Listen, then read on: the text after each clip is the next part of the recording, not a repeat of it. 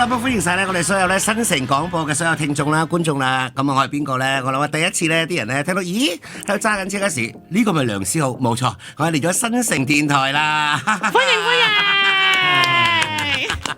係啦，逢禮拜六咧，即係咧夜晚10點鐘咧，都會聽到咧梁思浩把聲。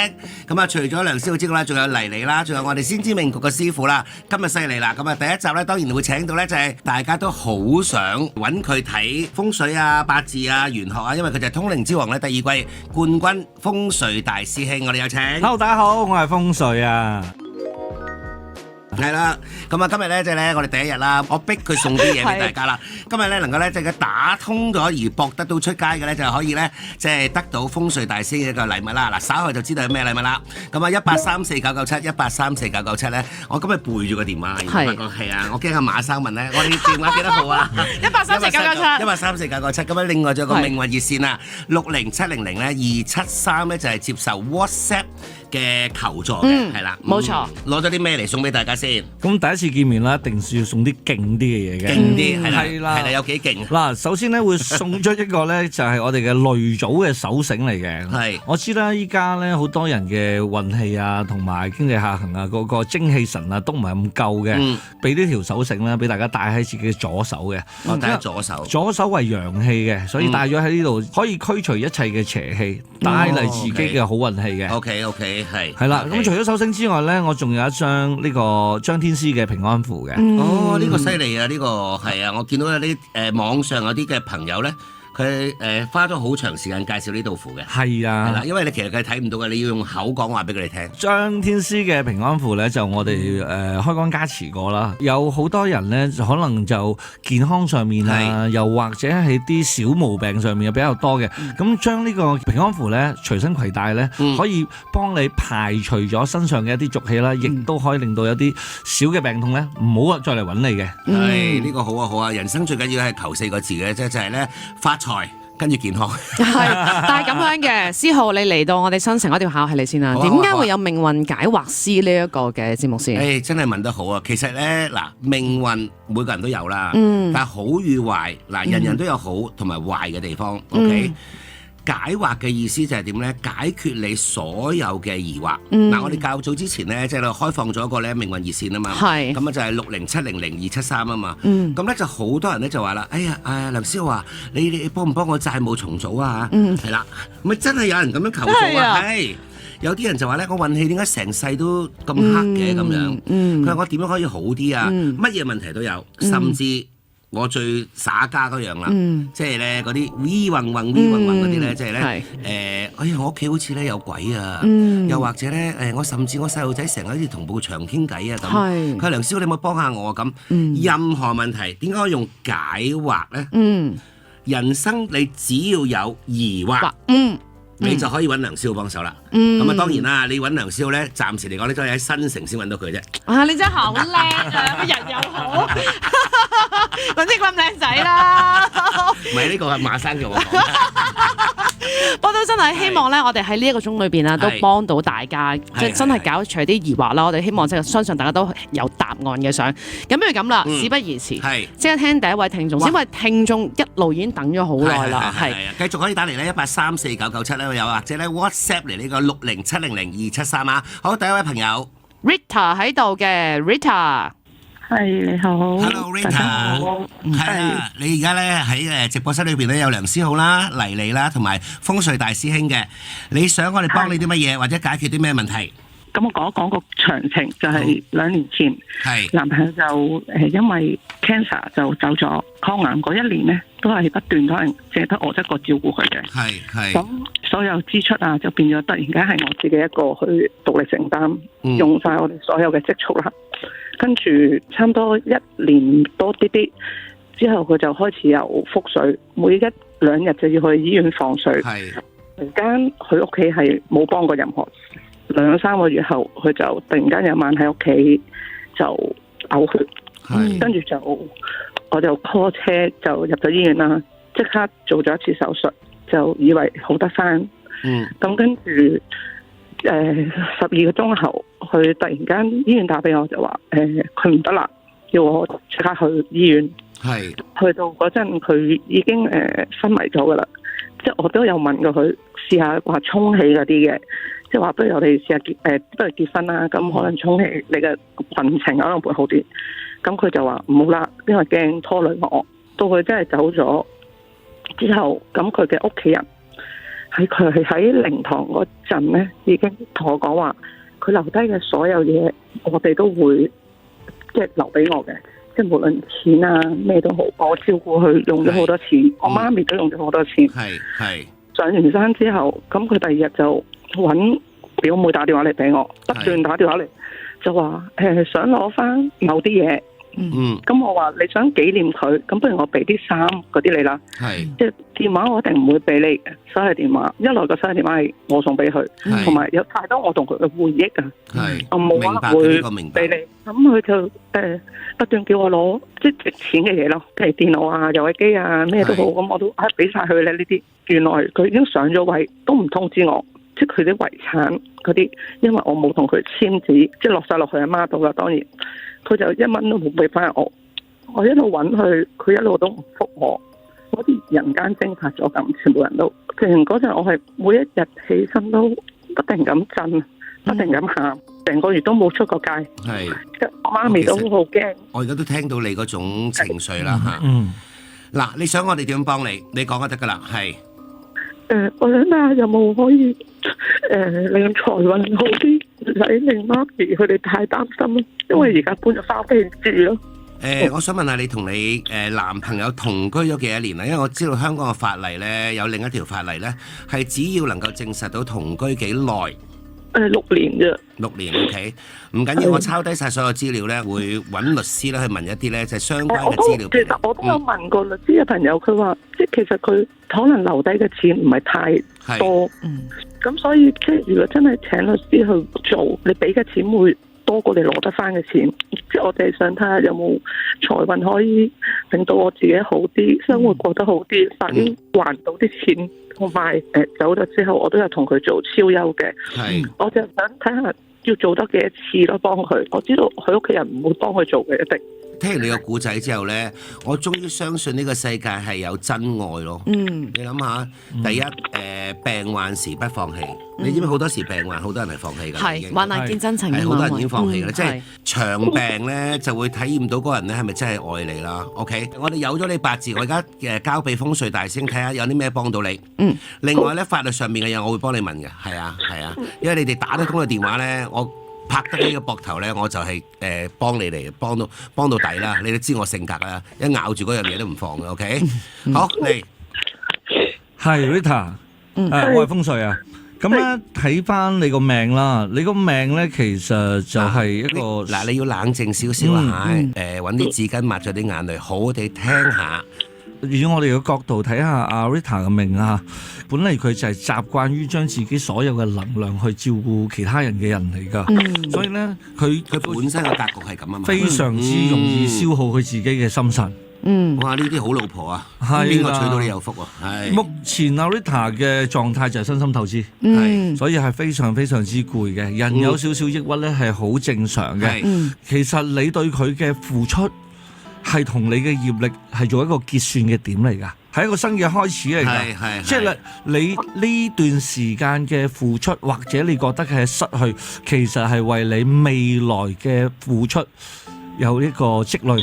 即係話佢嘅付出，佢嘅所有嘢，大家都覺得唔公平㗎啦。但係原來係燒緊自己嗰個業障，打個和，等佢之後更加好。係啦，good啦，我最中意聽到你。佢依家明唔明啊？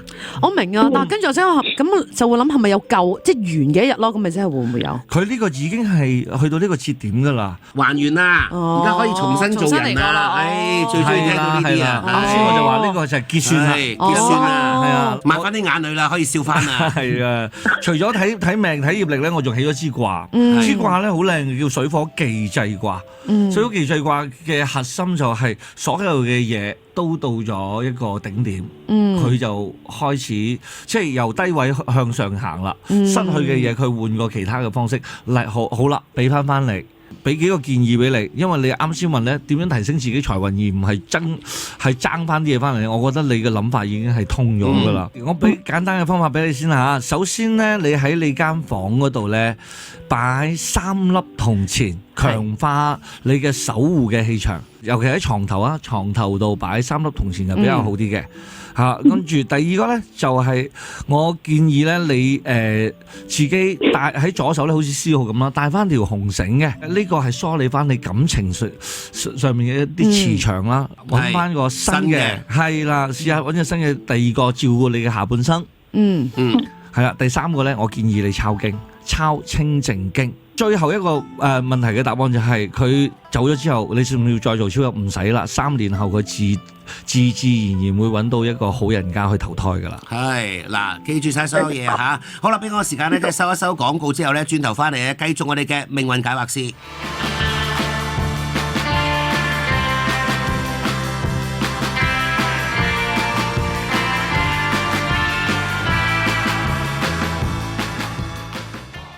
電話號碼繼續開放住啊，1834997，1834997，有任何問題咧，即係我見到係爆晒線噶啦，耐心地等候。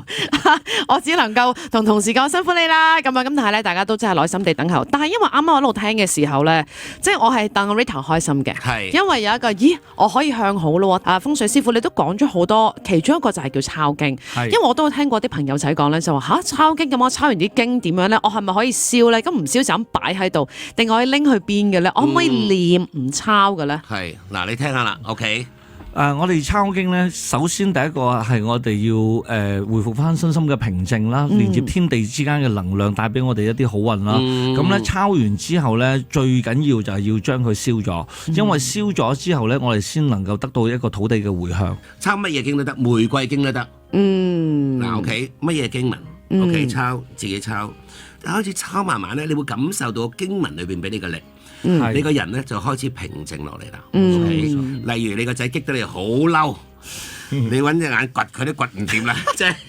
睇嚟我樣真係太衰啊！當日俾阿師好見到我掘住個仔。所以抄經，我哋講抄經3大好處啦。第一個咧就係抄經嘅過程，佢嚟回答你心裏邊唔清楚嘅問題，因為你抄經嘅時候係連接咗天地嘅。所以就會呢一剎那會突然之間好似打開咗所有嘅嘢咁樣嘅，呢個第一個啦。第二個咧就係我哋嘅呢個叫做被壓抑咗嘅呢個心情啊，佢幫你打開翻，因為喺裏邊咧你抄下咧，唔知點解會充滿咗法喜，充滿咗各種嘅呢個期盼喺裏邊，所以就非常之好嘅。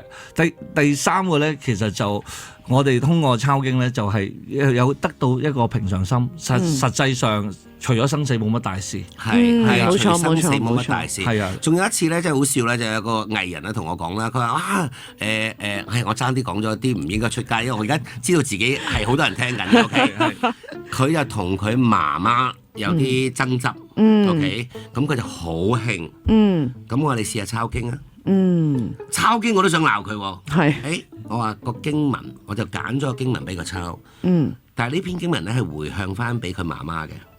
但係你同佢慢慢抄咧，就真係感應到自己裏邊啱嘅嗰樣嘢咧，佢啲眼淚滴落嚟啦，佢開始唔嬲咯喎。但係一抄嘅時候就冇雜念噶啦嘛。因為你睇住啲字噶，好多一路抄，抄到大概我諗係幾行度啦，你就開始感受到個經文同你講嘢啦。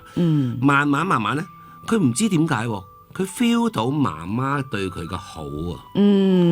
係啊，寫個抄經咧，最核心咧係你。去讀翻自己嘅感受，係呢個先係緊要。然之後讀咁感受嘅時候咧，究竟係要感受控制我咧，定係我可以控制翻佢咧？喺呢個過程裏邊會呈現啦。40歲之前抄咧都 OK 嘅。好啦，咁繼續打嚟咧，即係咧1834997啊。雖然全線爆晒啊，咁亦都咧今日咧博通街嘅，即係博得出街嘅朋友咧，都會有風水嘅2份小禮物㗎嚇。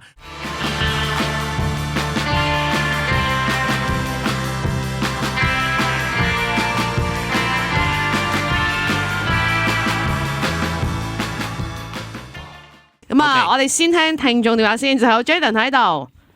Hello，你好啊 ，Jaden。我係 Jaden 媽媽，我老師好。Jaden 媽媽，你好。係。風水師兄你哋好，預祝你哋嘅節目咧成為全港收聽率冠軍先。多謝。OK， 多啲支持新城電台啦。OK， 好。咁你有啲咩問題想我梁師傅同風水又或者嚟幫你嘅，你可以講啦。好啦，我有2個問題想請你哋幫我幫忙嘅。咁第一個問題咧就係我咧想搬屋啦，咁我係住喺新界咧近海邊嘅，咁樣咧。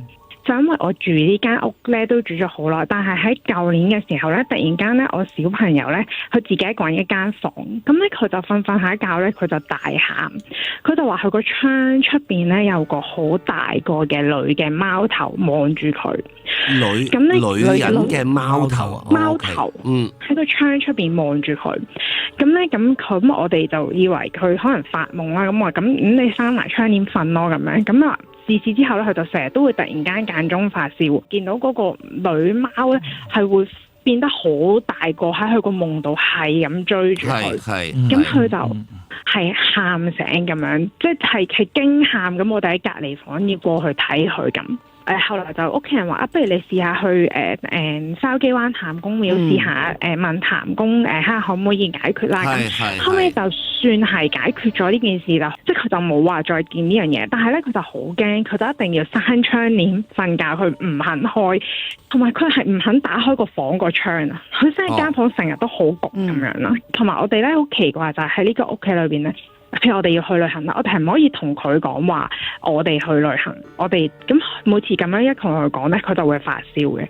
即係我哋最近呢2-3次就冇同佢講，即係冇同佢講咧就冇事嘅咁樣啦。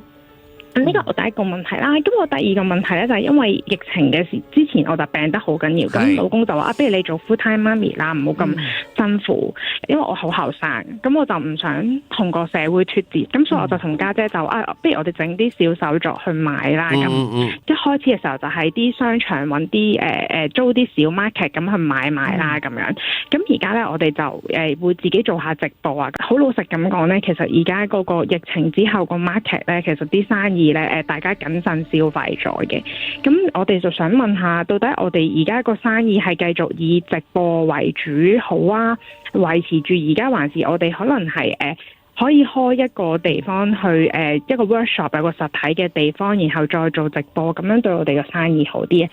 麻煩各位幫我哋解答。我可唔可以先分享一樣嘢啊？我仔咧細個時候咧同我講，有一次我同佢一齊瞓覺，佢話媽，有隻海豚望住我啊，咁樣喺天花板嗰度，心裏邊一沉啦，係咪先？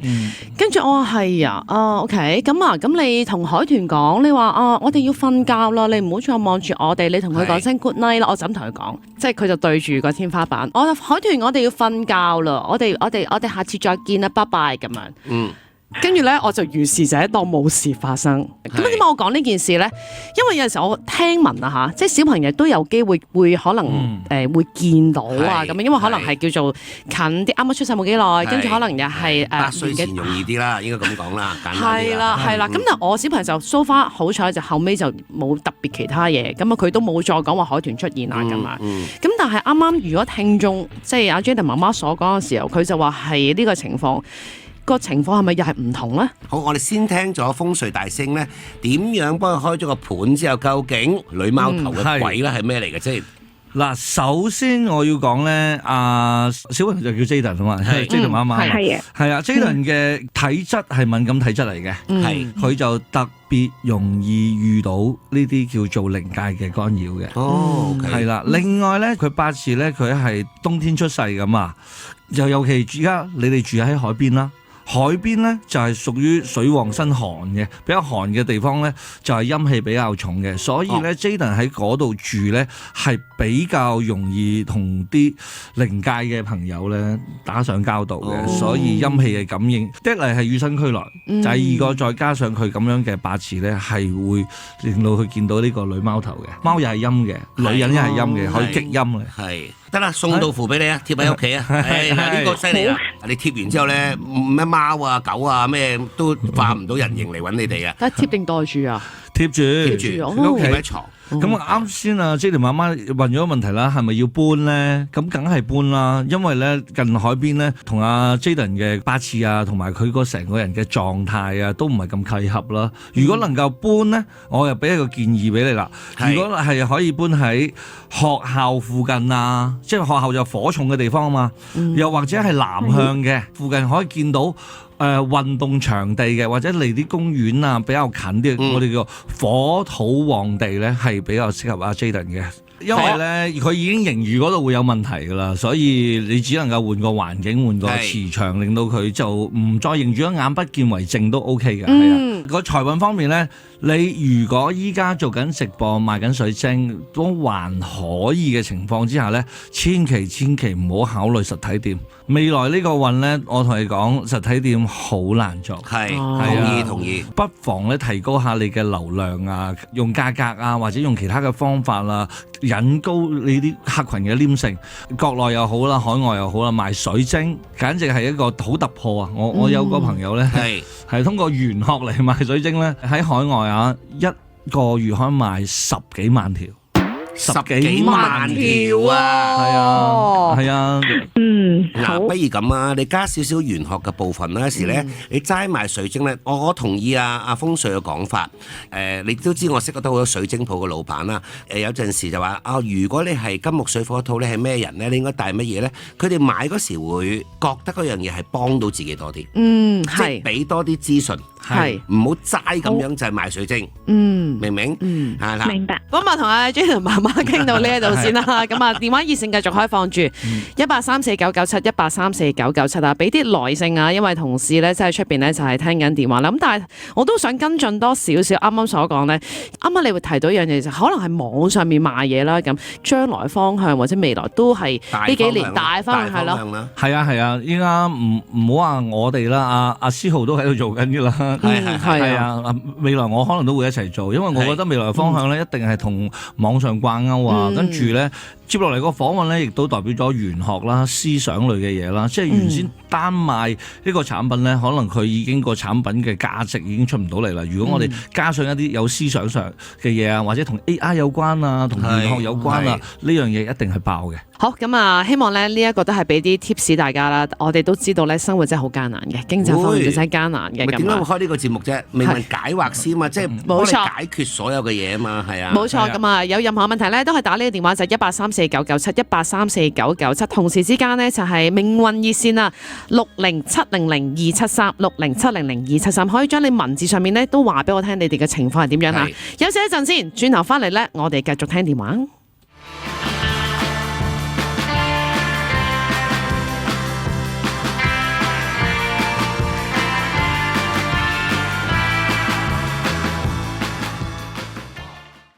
黃小姐喺度，黃小姐，喂 ，Hello，黃小姐你好啊，多謝你打通咗，好，係啊，黃小姐你而家認唔認得我把聲？我係梁思浩啊，我認到係梁思浩，莉同埋風水道長，你哋好，好，你有啲咩需要我哋幫忙？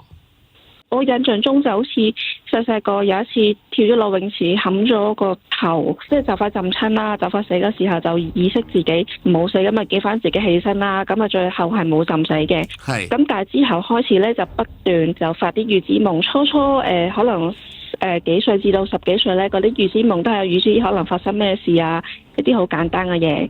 就去到20幾歲咧，就開始有問題啦，係關於見到我嘅親人死咗啦，我啲唔識嘅人死咗啦，咁佢哋點樣死啦，幾時死啦？我諗大概1個月度咧就會發生嘅，即係除咗我親戚嗰啲之外，其他唔識嗰啲人，全部都係可以網上面嘅報紙揾得翻佢哋，而佢哋嘅報道係同我發夢嘅方法死法係一樣咯，係啊。呢個好恐怖，我覺得。首先我問你2個問題先，仲想唔想發到呢啲夢？又或者我想制止咗佢啊？過往呢20幾年呢，我接咗好多 case， 咁有啲人就話咧，咁好啦，我幫你封咗隻眼，佢冇得。咁我又唔想喎，可唔可以封啲唔封啲啊？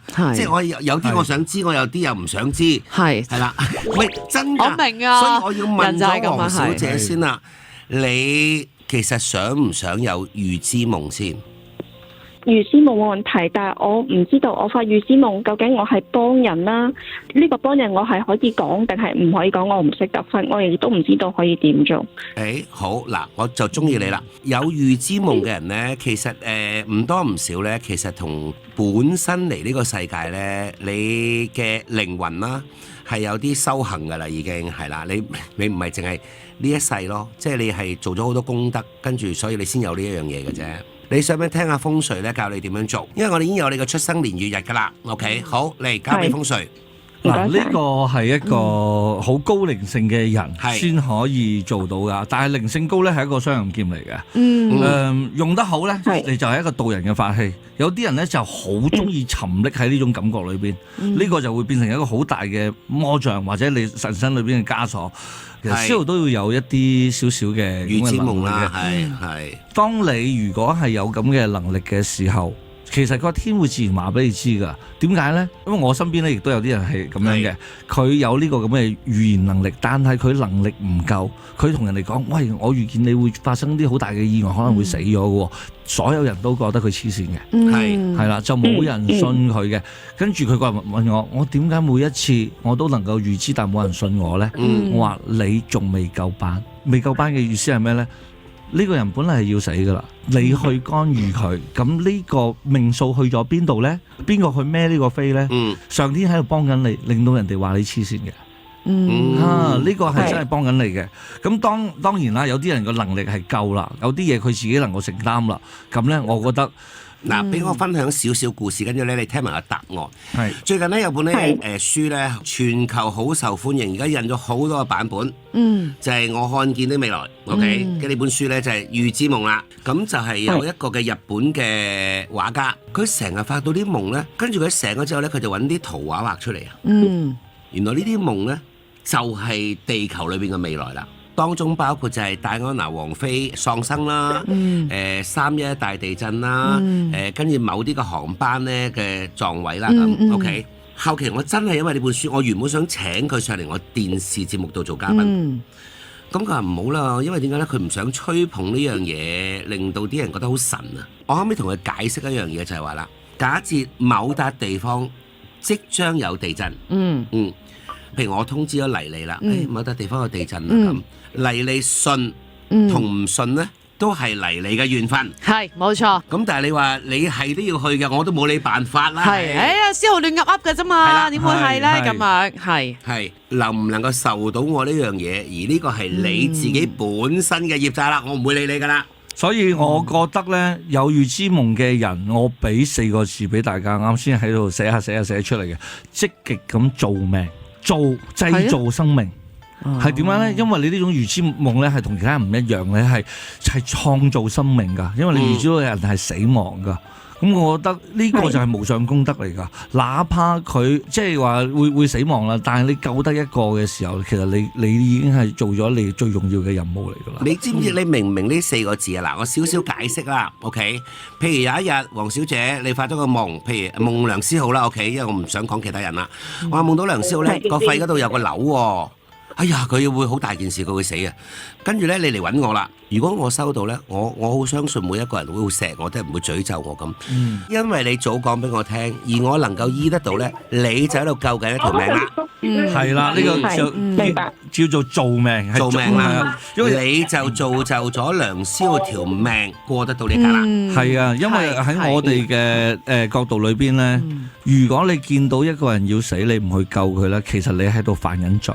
喺我哋嘅修行嘅角度裏邊啦嚇，如果你願意要呢個能力繼續嘅話咧，就好似阿司徒咁講，你遲早去做。如果你唔想要，我俾個方法俾你，係啦，以後都唔會再發㗎呢啲夢。係啦，咁我喺度都講俾所有嘅聽眾聽啦。喺西北位度擺6粒銅錢，喺東南位度擺個紫水晶啊，然之後自己嘅身上再佩戴一道平安符。啊，咁呢3個位咧，如果你做到嘅話咧，你自然就靜咗落嚟啦。如果你話啱啱佩戴嘅時候能量磁場好弱，咁好，每日朝頭早起身，靜心平心靜氣打坐15分鐘，咁呢啲嘅夢嘅預知能力咧就會弱咗起嚟噶啦。黃小姐，你又要諗下，你自己點樣決定？係咯。